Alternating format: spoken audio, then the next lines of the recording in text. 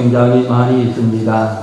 여기까지 고리를 생각해 본다면 상대를 모르고 무조건 싸우려고 하는 사람은 어리석은 사람입니다. 상대를 잘 파악하고 나서 싸워야 승리할 수 있거든요. 대한민국이란 나라가 미국과 좀 싸워야 되겠다, 열심히 싸우면 되겠지라고 생각하면서 싸우려고 생각한다면 미련한 일입니다. 여러분, 상대를 알아야, 상대를 제대로 파악해야, 그리고 나서 싸워야만 승리할 수 있는 것입니다.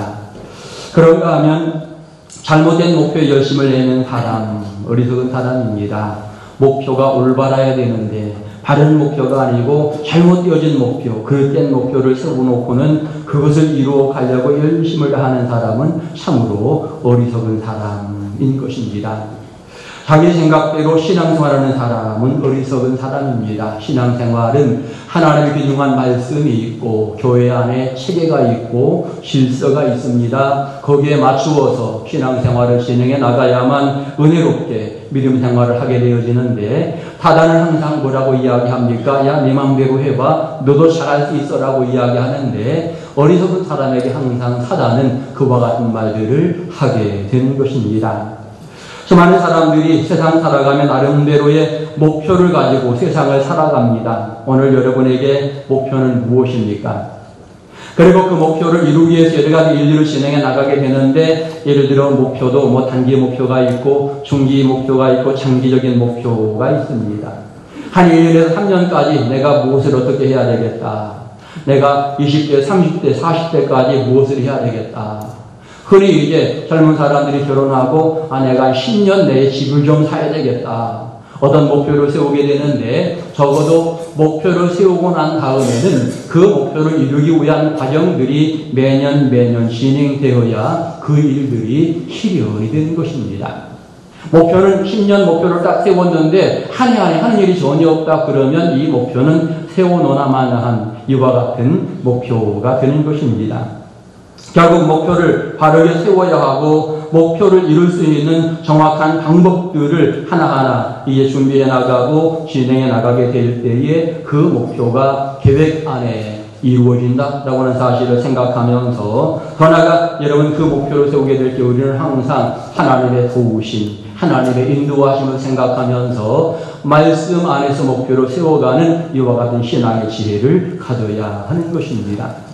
우리 젊은 청년들이 이제 믿음 생활을 진행해 나가면서 신앙의 아름다운 목표를 세워야 합니다. 세상적으로 예를 들어 내가 이러한 옥천에 군수가 되어야 되겠다, 목표를 세울 수 있지요. 그런데 세웠으면 이제는 준비가 필요한 겁니다. 내가 공부를 이렇게 하고 이 시간을 이렇게 보내야 되겠다. 하나하나 준비를 하면서 목표를 바라보아야 여러분 그 목표가 은혜롭게 진행이 되어지고, 이제 교회 중직이 선거가 되어지는데 내가 중직이 되어야 되겠다라고 생각하는 사람들, 마찬가지로 교회에서 정한 여러 가지 법들을 잘 따라서 함께 순종해 나가고 거기에 함께 실천해 나가고 소중한 동역자가 되고 이 일들을 진행해 나가야만 여러분 그 목표를 이룰 수 있는 사람이 되는 것입니다.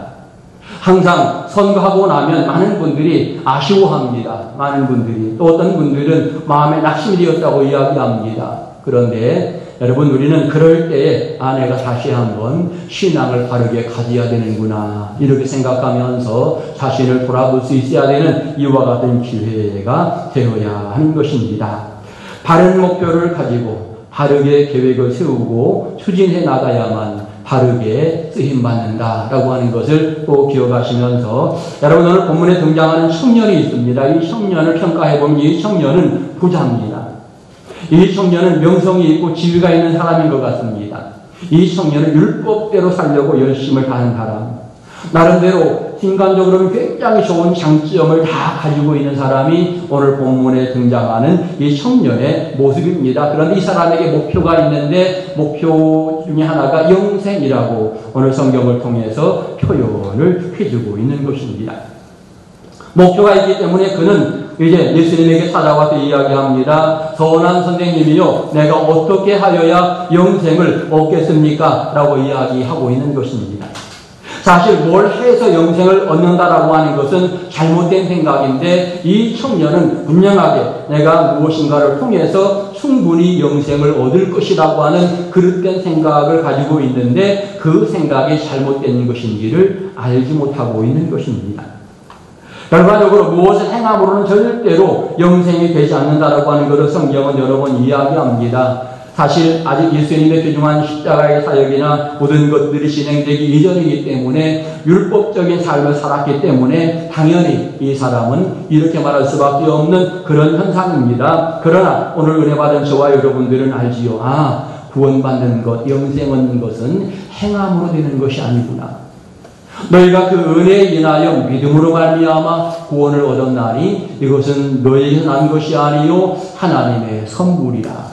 행위에서 난 것이 아니니 이는 누구든지 자랑치 못하게 함이니라. 아주 분명하게 성경에서는 우리에게 구원의 길은 방법은 믿음이라고 이야기해주고 있고 그 믿음조차도 하나님이 주신 선물이라고 이렇게 성경은 말하고 있는데 아직 이 청년은 그 사실을 알지 못해서 그 은혜 현장을 맛보지 못했기 때문에 율법적인 구원을 받으려고 나름대로 굉장히 애를 쓰는 이와 같은 모습으로 오늘 성경을 통해서 예수님에게 질문을 하고 있는 것입니다.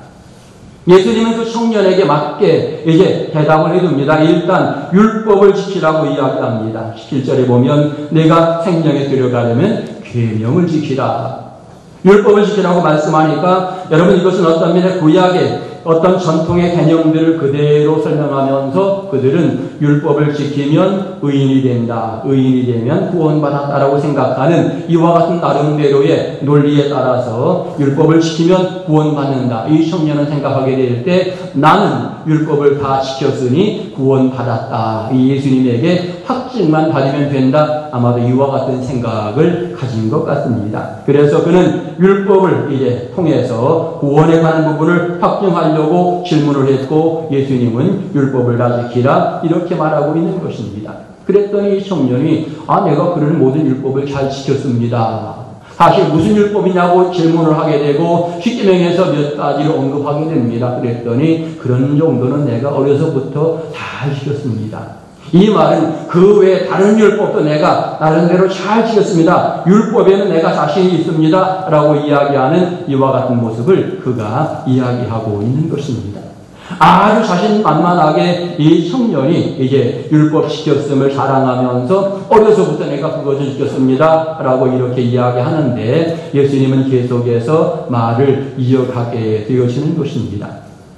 결과적으로 이 청년이 어떤 모습을 가집니까? 예수님께서 말씀하시기를 네가 가지고 있는 것을 팔아서 이웃에게 나누어주라 이와 같은 말씀을 합니다. 왜냐하면 나눠주는 것은 율법의 명령이거든요. 이웃을 사랑하는 것이 율법의 핵심이거든요.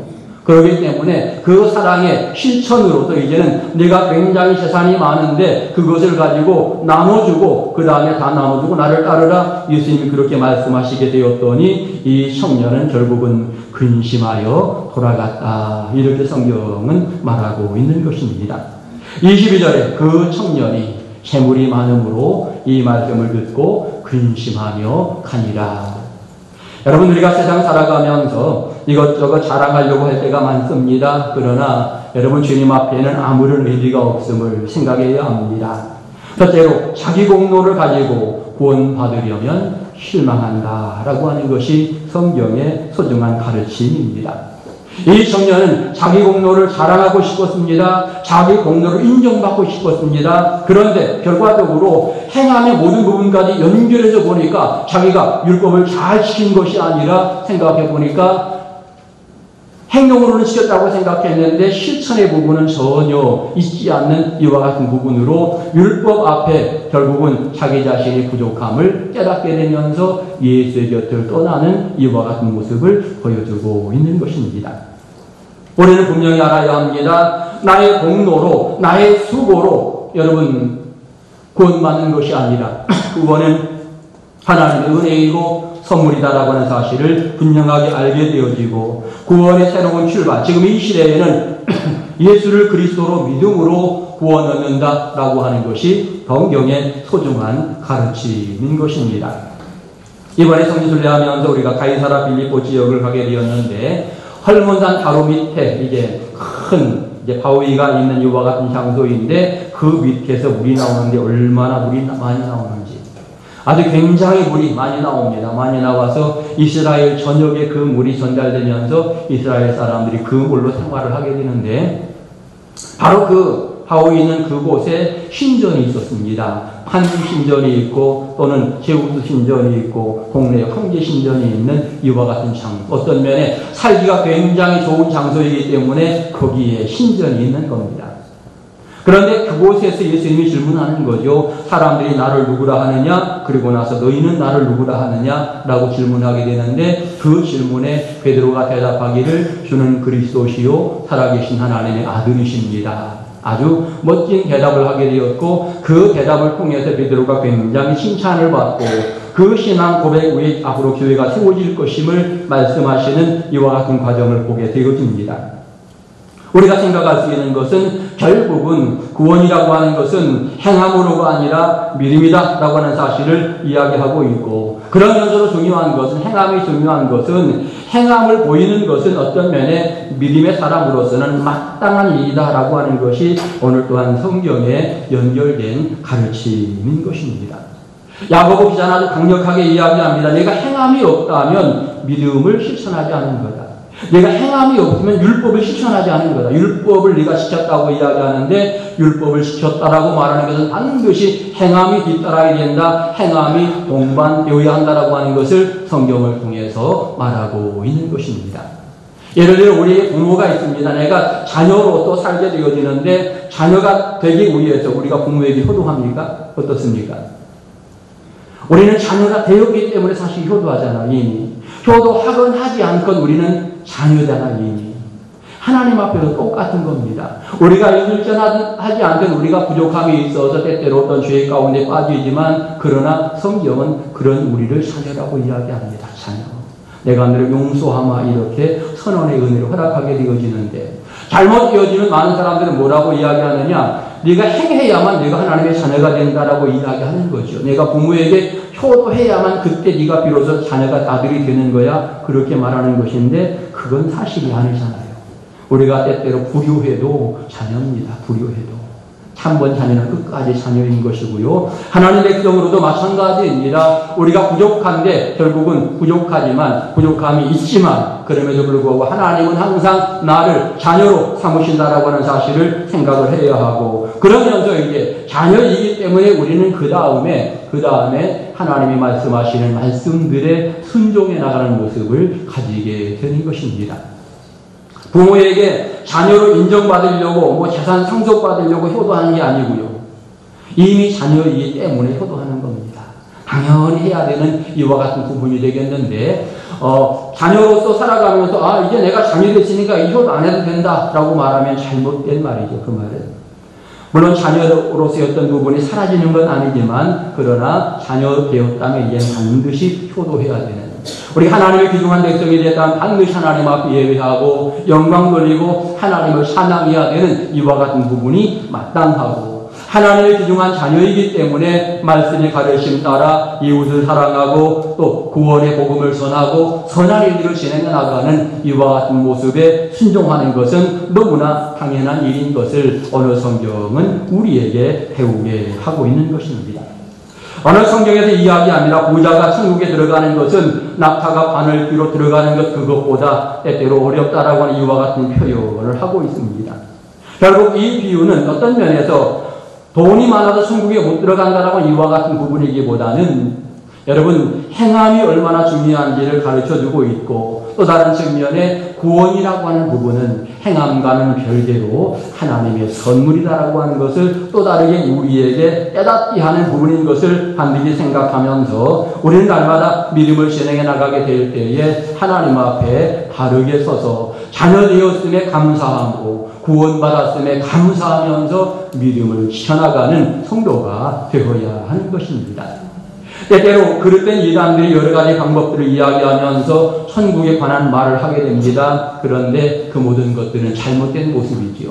주의 백성들은 이미 천국의 백성으로 인침받았습니다. 인침받았기 때문에 구원받았습니다. 꼭 무엇을 해야만 천국 간다라고 말하면 잘못이고 꼭 누구를 따라야만 천국 간다라고 하는 것은 정말 잘못되어진, 성경은 오로지 예수 한 분만이 우리에게 구원의 주님이시다라고 하는 사실을 분명하게 확인해야 되는 것입니다. 오늘 우리에게 무엇이 필요한가 우리는 생각해 보아야 합니다. 때때로 사람들은 그러죠. 내가 신앙생활 30년 했는데 내가 구원받은 사람이지 라고 말합니다. 내가 새벽기도까지 믿음생활 잘 진행해 나가고 있는데 내가 11조도 하고 무엇도 하고 무엇도 하는데 나는 반드시 구원받았어 라고 말하는데 그것과 비교해서 구원을 말하면 잘못된 부분입니다. 구원은 믿음으로 받는다. 그리고 그 다음의 부분들은 믿음의 사람이기 때문에 기쁨과 감사함으로 하는 이와 같은 부분이 되어야 함을 생각하면서 오늘 저와 여러분 이제는 믿음의 사람으로 살아가게 될 때 이제 우리에게 필요한 것은 다이어트가 필요하다라고 생각을 해보았습니다. 다이어트. 우리 여성들 다이어트 하지요. 뚱뚱하면 보기 싫다고 날씬하게 다이어트 하느라고. 다이어트 하려면 여러 가지 부분에 투자가 필요하지요. 뭐가 필요합니까? 시간도 투자해야 되고요. 물질도 투자해야 되고요. 열심도 투자해야 됩니다. 다이어트 하려면 버릴 게 많습니다. 먹고 싶은 것도 버려야 되고요. 하고 싶은 것도 하지 말아야 되고요. 그런데 제가 말하는 다이어트는 영적인 다이어트를 해야 된다라고 하는 것입니다. 다시 말하면 내 공로를 버리기 시작해야 됩니다. 내가 자랑하던 것들을 버려야만 여러분 깊은 은혜 가운데 들어갈 수 있음을 여러분은 깨달아야 합니다. 목사가 때때로 그런 교만함 빠질 때가 많습니다. 내가 몇 년 목회하면서 몇 명 부흥시켰다. 내가 교회를 건축했다. 내가 뭘 했다. 여러분 이것은 잘못되어진 부분입니다. 영적인 다이어트는 그런 것들을 다 버리는 겁니다. 내 자신 하나님 앞에 세워놓을 때 여러분 자랑할 게 아무것도 없고요. 결국은 하나님 앞에서는 하나님 내가 죄인입니다. 라고 내 부족함을 고백하며 엎드리는 것, 이것이 어떤 면에 영적인 다이어트라고 말할 수 있겠습니다. 그렇기 때문에 저와 여러분이 이 시대에 하나님 앞에 멋진 성도가 되도록 하나님 앞에 아름다운 영적인 다이어트를 해야 하는 것입니다. 이 젊음의 청년, 본문의 젊음의 청년은 돈 많은 것을 자랑하고 있는 것이요. 자기의 권위, 자기가 알고 있는 지식, 더 나아가서 율법 지킨 모든 것들을 예수님에게 자랑하면서 내가 어떻게 해야 구원받을까요? 라고 교만하게 나왔는데 주님은 그것으로 안 된다라고 분명하게 말씀하고 있는 것입니다. 이 시대 지금 나에게 하시는 말씀입니다. 우리가 세상적인 여러 가지 방법으로 내가 헌신하고 충성했다고 그것을 내세우기 시작하면 거기에는 여러분 영적인 은혜가 자꾸 식어지게 되고 결국은 그런 것들이 앞세워지면 주님과 멀어진다라고 하는 사실을 우리는 분명히 깨달아야만 되는 것입니다. 우리는 다시 한번 마음속에 결단해야 됩니다. 지금 우리에게 중요한 것이 무엇이냐. 지금 교회가 은혜 가운데 성장해야 된다라고 하는 사실을 깨달으면서 내 자신이 영적으로 부흥하며 성장해야 된다라고 하는 것입니다. 고난주간 한 주간 우리가 모든 사람이 고난주간인 것을 알고 있습니다. 200시간 연속기도를 알고 있습니다. 그런데 문제는 내가 거기에 참여하지 않는다면 이것이 결국은 문제가 되는 것입니다. 이번 한 주간만큼은 특별 새벽기도에 제목은 붙이지 않았지만 특별한 모습으로 새벽기도에 동참하고 또 다음 주 한 주간은 정말 특별히 제가 붙였습니다. 선거를 앞두고 한 주간 특별 새벽기도에 정말 이 2주간 동안 정말 새벽기도에 내가 꼭 동참해야 되겠다. 여러분 이런 마음을 가지면서 내가 주님 앞에 서야 되고요. 그런 자세를 가진 사람이 여러분 안수기사로 권사로 피택을 받을 수가 있는 겁니다. 그런 어떤 부분이 사람들이 보게 될 때 또 소중한 어떤 자료가 되어질 것입니다. 함께 기도하고 함께 협력합시다라고 하는 이 일에 대해서 협력할 수 없는, 화합할 수 없는 사람은 절대로 중직이 될 수 없는 거죠. 그래서 우리 함께 믿음을 진행해 나가면서 교회의 일을 감당해 나가게 될 때에 내가 교회 성장에 앞장서는 자가 되고 전도하러 나가자 그러면 내가 앞장서는 사람이 되고 또 기도하자 그러면 내가 그 일에 가장 먼저 설선수범에 앞장서는 이와 같은 사람이 될 때에 여러분 결국 하나님이 그 믿음 보시고 내게 은혜를 베푸시게 되는 것입니다. 나의 업적을 세우려고 무엇이든지 진행해 나간다면 그것 때문에 결과적으로 근심하며 낙심합니다. 내가 무엇을 열심히 하여서 자랑하려고 생각하면 그것 때문에 때때로 믿음이 퇴보하기도 합니다. 오늘 젊은 청년이 결국은 근심하여 예수를 떠나게 되는데 내게 있는 것을 자랑하려다 보면 결국은 예수님과 멀어질 수밖에 없다라고 하는 것을 우리는 분명하게 깨닫게 되는 것입니다. 어리석은 사람과 지혜로운 사람의 차이는 무엇일까? 어리석은 사람은 자기의 것을 자랑하는 사람입니다. 지혜로운 사람은 자기의 부족함을 내어놓고 주님을 자랑하는 사람, 그가 바로 참된 지혜로운 사람일 것입니다. 때때로 성도들이 예수님, 내가 이만큼 열심히 했는데 이거 보상해 주세요. 주님 앞에 과연 그와 같은 말이 가능할까? 우리는 절대로 가능하지 않다라고 하는 사실을 깨달으면서 주님은 당신이 자랑하는 것을 절대로 칭찬하지 않습니다. 자신 있는 그것, 내가 자신 있다고 말하는 그것, 주님은 절대로 그것을 기뻐하지 않습니다. 내가 많이 가졌다고 주님은 그것을 기뻐하지 않고요. 내가 많이 누리고 있어, 나 구원의 확신이 있어 말하는 것 주님은 별로 기뻐하지 않습니다. 도리어 예수님은 겸손함을 좋아하시고 믿음 있는 사람을 칭찬하고 순종의 사람을 칭찬하게 되는 것입니다. 공동체를 사랑하면서 서로 섬기는 사람, 때때로 예배, 기도, 찬양, 전도 이와 같은 일에 전심전력하며 함께 협력하는 사람. 여러분 이런 사람들을 주님은 기뻐하고 여러분 그런 사람들이 더욱더 주님을 따라가게 되면서 믿음의 용사로 살게 되는 것입니다.